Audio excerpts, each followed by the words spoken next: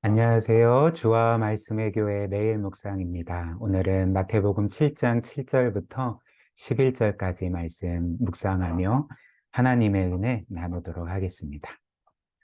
이 마태복음 7장 7절부터 11절에는 기도에 대한 주님의 가르침이 기록되어 있습니다. 또 동시에 이것은 기도하라는 주님의 명령이기도 하죠. 7절과 8절 함께 읽어보겠습니다. 구하라 그리하면 너희에게 주실 것이요 찾으라 그리하면 찾아낼 것이요 문을 두드리라 그리하면 너희에게 열릴 것이니 구하는 이마다 받을 것이요 찾는 이는 찾아낼 것이요 두드리는 이에게는 열릴 것이니라. 아멘. 주님의 이 말씀은 우리가 가장 좋아하는 말씀 중에 하나이지 않습니까? 우리에게 기도와 관련해서 힘을 주고 또 용기를 주고 뭔가 우리가 열심히 구하고 찾고 두드리기만 하면 이제 응답을 받을 것과 같은 그런 확신을 우리에게 주는 이제 말씀이라 할 수가 있습니다. 또 주님도 친히 우리에게 구하라 또 찾으라 문을 두드리라 그러면 분명히 응답해 주신다 이렇게 말씀하셨기 때문에 그런 거죠. 그러나 주님의 이 말씀은 우리로 인해서 매우 자주 또 많이 오해되는 말씀이기도 한 것 같습니다. 사람들은 이 말씀을 어떻게 오해할까요? 이 말씀을 읽으면서 마치 우리가 간절하게 기도하고 많이 기도하고 열심히 기도하는 것 자체가 뭔가 공로가 되고 자격이 되어서 이런 것들이 우리가 기도 응답을 받는 근거가 되는 것처럼 그렇게 오해한다는 것입니다.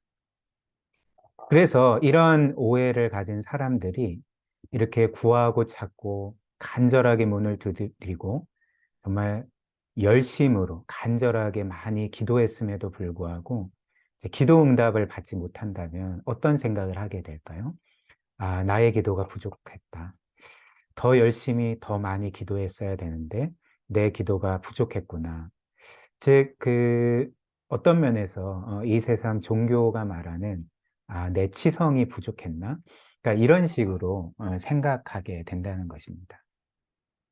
그렇다면 우리가 기도를 열심히 많이 했음에도 불구하고 응답받지 못하는 것은 우리의 치성이 부족했기 때문일까요? 그렇지 않습니다. 성경은 결코 우리가 기도 응답을 받을 때에 그 근거가 우리의 기도의 열심이라고 말하지 않는 거죠. 즉, 우리는 우리의 기도의 공로로 인해서 하나님께 응답을 받는 것이 아닙니다. 한번 생각을 해 보십시오. 우리가 간절하게 열심히 많이 기도한다 할지라도 늘 우리의 기도는 불완전할 뿐이고 또 거기에는 이기적인 자기중심성이 묻어 있지 않습니까? 그리고 기도뿐만 아니라 사실 우리의 최상의 선행이라 할지라도 그 이사야 선지자가 말하는 것처럼 하나님께는 더러운 옷과 같습니다. 그러므로 기도를 포함해서 우리의 어떤 것도 사실 하나님께 공로가 될 수 없는 거죠. 우리가 하나님께 무언가를 받을 수 있는 근거가 되지 않는다는 것입니다. 그렇다면 성경이 말하는 우리가 기도 응답을 받을 수 있는 근거는 무엇일까요? 우리의 기도에 어떤 열심이나 혹은 공로가 아니라 우리의 치성이 아니라 그리스도께서 우리를 위해 행하신 모든 일, 그분이 우리를 대신하여 이루신 그 완전한 구원이 우리로 하여금 기도할 수 있게 하고 응답받을 수 있게 한다는 것입니다. 기도에 대한 성경의 원리는, 기본적인 원리는 하나님은 죄인의 기도를 듣지 않으시고 의인의 기도를 들으신다는 것입니다. 요한복음 9장 31절에 이런 말씀이 있는데요. 하나님이 죄인의 말을 듣지 아니하시고 경건하여 그의 뜻대로 행하는 자의 말은 들으시는 줄을 우리가 아나이다. 하나님은 죄인의 기도를 듣지 않으시고 의인의 기도를 들으신다는 것입니다. 따라서 여전히 죄인인 우리는 원래 하나님께 기도할 수 없는 사람들입니다. 우리는 그런 자격이 없다는 거죠. 그러나 죄인인 우리가 여전히 하나님께 기도할 수 있고 또 오늘 주님의 말씀처럼 응답받을 수 있는 이유가 무엇일까요? 우리는 여전히 죄인일 뿐인데 어떻게 기도의 그 특권이 우리에게 주어지고 응답이 주어지는 것이겠습니까? 성경이 말하기를 우리가 예수 그리스도께서 우리를 위해 행하신 모든 일을 믿을 때 그분이 우리를 위해 이루신 영원한 구원을 믿을 때에 하나님은 우리를 그리스도처럼 의롭다 선언해 주시고 그리스도처럼 완전하다 선언해 주시기 때문에 그렇습니다. 그래서 예수 그리스도를 믿은 우리는 더 이상 즉 우리의 자격으로 하나님께 나아가는 것이 아니라 그리스도의 자격으로 하나님께 나아가 기도할 수 있게 되는 거죠. 이에 대해서 예수님이 이렇게 말씀하셨습니다. 요한복음 14장 13절 14절인데요. 너희가 내 이름으로 무엇을 구하든지 내가 행하리니 이는 아버지로 하여금 아들로 말미암아 영광을 받으시게 하려 함이라. 내 이름으로 무엇이든지 내게 구하면 내가 행하리라. 주님께서는 우리에게 이제 너희가 내 이름으로 기도하라. 그리하면 응답받을 거다. 내가 행하리라. 이렇게 말씀하십니다. 그렇다면 우리가 예수님의 이름으로 그리스도의 이름으로 기도한다는 것은 무슨 의미일까요? 이것은 우리가 우리의 자격이 아닌 그리스도의 자격으로 기도한다는 의미입니다. 어떤 한 사람이 예를 들면 그 외교 사절 같은 경우에 그 나라의 왕이나 대통령의 이름으로 그 나라의 그 사절로 그 외교관으로 파송되지 않습니까?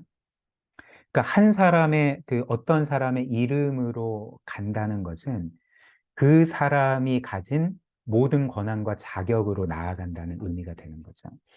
마찬가지로 우리가 예수님의 이름으로 기도한다는 것은 예수님의 자격으로, 예수님의 권리로, 그분의 의로움으로 기도한다는 뜻이고, 우리가 이처럼 예수님의 이름으로 기도할 때 하나님은 마치 우리가 예수님인 것처럼 예수님의 기도를 들으시는 것처럼 우리의 기도를 들으시고 응답하신다는 거죠. 이것이 바로 우리가 기도할 수 있고 응답받을 수 있는 근거가 됩니다. 근데 성경은 우리가 기도할 수 있는 또 다른 근거도 이야기를 합니다. 즉, 우리가 그리스도를 믿음으로 하나님의 자녀가 되었고, 하나님은 우리의 선하신 아버지시기 때문에 우리가 아버지께 기도할 수 있고 응답받을 수 있다. 이렇게 말하는 거죠. 주님이 이에 대해서 이렇게 말씀하십니다. 9절부터 11절입니다. 너희 중에 누가 아들이 떡을 달라 하는데 돌을 주며 생선을 달라 하는데 뱀을 줄 사람이 있겠느냐? 너희가 악한 자라도 좋은 것으로 자식에게 줄 알거든 하물며 하늘에 계신 너희 아버지께서 구하는 자에게 좋은 것으로 주시지 아니하겠느냐? 주님은 지금 하나님을 우리의 어떤 분으로 말씀하십니까? 하늘에 계신 너희 아버지, 그리고 우리를 그분의 자녀로 말씀을 하시는 거죠. 그리고 그 분께서 우리의 선하신 아버지시기 때문에 자녀에게 가장 좋은 것을 주시는 게 당연하지 않느냐, 이렇게 말씀을 하시는 것입니다. 그래서 우리가 앞에서 본 것처럼 자녀가 많이 간절하게 구하지 않는다는 이유로 자녀의 요청을 거절하는 부모는 이 세상에 없습니다. 부모는 자녀가 구하기도 전에 자녀의 필요를 늘 살피죠. 그리고 자녀가 간절히 구하지 않아도 자녀에게 가장 좋은 것을 주고자 하는 것이 바로 이 세상 부모가 아니겠습니까? 근데 하물며 불완전한 이 땅의 부모가 아니라 하늘의 완전한 하늘 아버지께서는 자녀인 우리를 어떻게 대하시겠습니까? 물론 어떤 사람은 이렇게도 말할 수도 있겠죠. 나는 지금까지 이 말씀을 붙들고 하나님께 좋은 것을 구했지만 지금까지 나에게 응답해 주시지 않았다라고 말할 수도 있을 것입니다. 그러나 이는 실제로는 하나님께서 선하시지 않거나 우리를 사랑하시지 않기 때문이 아니라는 거죠. 우리에게 기도 응답이 없는 이유는 우리가 생각하는 좋은 것과 하나님께서 생각하시는 좋은 것이 다르기 때문에 그렇습니다. 예를 들어 볼까요? 일단 우리가 생각하는 좋은 것은 사실 곰곰이 생각을 해보면 실제로는 우리에게 나쁜 것일 수가 있습니다. 그런 경우가 많다는 거죠. 그래서 많은 경우 우리가 기도하는 것을 한번 생각해 보십시오. 우리는 좋다고 생각하지만 사실 우리의 세상적인 욕심을 위해서 기도하는 경우가 많지 않습니까? 따라서 우리는 떡 대신 돌을 구할 때가 많고 생선 대신 뱀을 구할 때가 많은 거죠. 따라서 우리를 지극히 사랑하시는 우리 하나님 아버지께서는 이런 것들을 구한다고 해서 자녀들인 우리에게 이런 것들을 주실 수가 없다는 것입니다. 또한 우리가 구하는 것이 세상적인 욕심이 아니라 그 자체로 좋은 것이라고 해도 궁극적으로 그것이 우리에게 가장 좋은 것은 아닐 수가 있습니다. 여러분들은 세옹지마라는 말을 아실 것입니다. 그 사자성어의 의미는 당장 좋은 일이 이후에 나쁜 것이 될 수 있고 또 당장 나쁜 일이 이후에 좋은 일이 될 수 있다는 의미의 사자성어인 거죠. 이렇듯 우리는 미래를 알 수 없기 때문에 앞일을 알 수 없기 때문에 현재 우리에게 일어나는 일이 지금 나쁜 일을 할지라도 나중에 어떤 결과를 낼지를 모른다는 것입니다.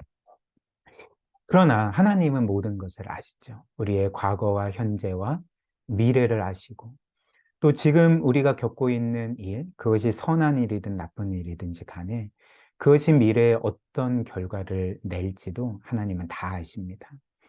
그래서 하나님은 우리가 볼 수 없는 것들을 보시고 그래서 우리에게 가장 필요하고 좋은 것이 무엇인지를 아신다는 거죠. 그래서 결론적으로 하나님은 바로 그것을 우리에게 주십니다. 우리에게 가장 좋은 것, 당장에 좋은 것이 아니라 궁극적으로 좋은 것, 궁극적으로 선한 것, 궁극적으로 우리에게 영광이 되고 생명이 되는 것을 하나님은 늘 우리에게 주신다는 것입니다. 이것이 바로 우리 하나님 아버지의 선하심이 되는 거죠. 그리고 우리는 이 선하심을 신뢰할 때 하나님께 무엇이든지 구할 수 있게 됩니다. 하나님께서 알아서 우리에게 가장 선하고 좋은 것으로 응답해 주시기 때문에 그런 거죠. 우리 함께 말씀 기억하며 기도할까요? 오늘 말씀처럼 우리 하나님은 우리의 창조주이실 뿐만 아니라 우리의 선하신 아버지이십니다. 그 아들을 주실 정도로 우리를 사랑하시는 아버지시죠. 이 하나님을 신뢰하며 늘 구하고 찾고 두드리는 기도의 삶을 살도록 또 오늘 본 것처럼 하나님의 자녀인 우리의 삶에는 궁극적으로 나쁜 일, 불행한 일은 없습니다. 하나님이 약속하신 것처럼 모든 일이 합력하여 선을 이룰 것입니다. 이것을 기억하며 하나님의 그 하나님 아버지의 선하신 주권을 신뢰하는 그런 복된 삶 살아가게 해달라고 우리 함께 기도하도록 하겠습니다.